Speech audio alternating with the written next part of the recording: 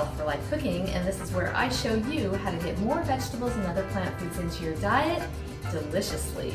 And in this video, I'm going to show you how to get more cabbage into your diet with my Mexican cabbage and whole grain salad. And yes, another Mexican dish. I love Mexican food and could eat it every day. In fact, I think I do eat it every day. This is one of those salads that I've been making while dealing with food sensitivity. So there's just a couple of things that I've done that are a little bit different than maybe your traditional taco Mexican type salad. So let's get going and I'll show you how to make it. I'm going to start off grating some cabbage, and I've got my bowl on a scale because I want to get about 5 ounces of cabbage. And you can use red cabbage, but I put 4 ounces of red cabbage in my salad at lunch, and I put about 2 or 3 ounces of red cabbage in my smoothie, and so I'm just going to use green cabbage. It's a cruciferous vegetable, and that's the most important vegetables that we can get into our diet, and I strive to get in about 16 ounces every day. And then I'm going to add just a little bit of chopped broccoli, and that's just some that I had left over that needed to be used. And then I'm going to add some cilantro, just as much as you like, however much cilantro you like. And I'm going to add about 1/2 of a red bell pepper chopped. Then I'm going to add my grain, and I've got 1/2 cup of long grain brown rice that's been cooked, and then 1 cup of my multi-grain combination that I use every day, and I totally love it. It's millet, quinoa, buckwheat, and sorghum. And I really love this grain combination. I did a video on how I sprout and cook my sorghum. The quinoa and millet and buckwheat I don't sprout. And then we're going to add some avocado, and I found these individual packs of avocado at Costco last time I went, which are so convenient, but I don't like the plastic, so I'm not sure that I'm going to be getting any more of this. But the avocados haven't been great, and so I just wanted to have these as a backup. Since I can't have raw onion or tomato, I cook it ahead of time. And this is just some homegrown tomatoes and with some onion, and then I season it up with some chili powder, cumin, coriander, and cook that. And then I add this to my taco salad, and I add about 3/4 cup.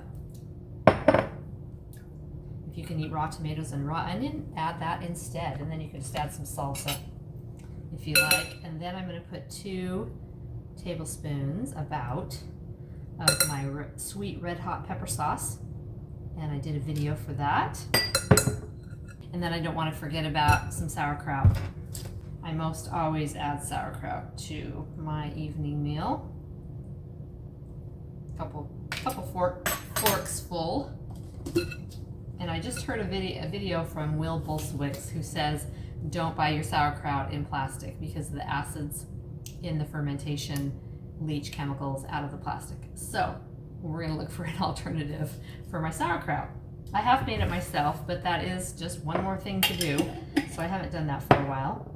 And then I'm just going to stir this all together. And I'm also going to add some chopped romaine lettuce.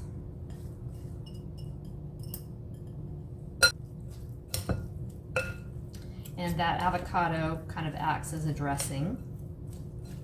But I'm going to slice up just a little bit more avocado because I love it so much. And we don't have to be afraid of avocado because it's an omega-9 fatty acids. And according to Dr. Brooke Goldner, we don't have to be afraid of avocado. She says, eat as much as you like. That looks so delicious. And of course, you can spice that up with some more salsa or some more hot sauce. Your favorite cilantro lime vinaigrette, maybe. And of course, you can add some black beans or pinto beans to this. All right, let's give this Mexican cabbage salad a try.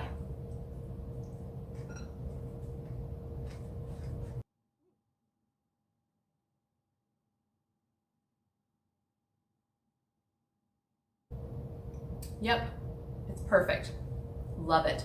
It's fresh, flavorful, the spice is just right. It takes coleslaw to a whole new level. I hope you'll give this recipe a try. If you're interested in more whole food, plant-based, no oil recipes, you can find them on my website at healthforlifecooking.com, and you can also find them in my cookbooks, Whole Food American Favorites and Whole Food Goodness. I've got a lot of great recipes in there. In fact, I've got many Mexican recipes because it is my favorite. And these books are spiral bound, which makes it really convenient when you're cooking. I love that about these. These books are very used, as you can tell. I've used them a ton over the years. You can get these off my website at healthforlifecooking.com. If you like this video, give it a thumbs up. And while you're at it, hit that subscribe button so that you know when I upload another video. And if you know anyone who's interested in gaining optimal health with plant-based nutrition, please share it. Until next time, this is April with Health for Life Cooking, wishing you the very best of health for the rest of your life.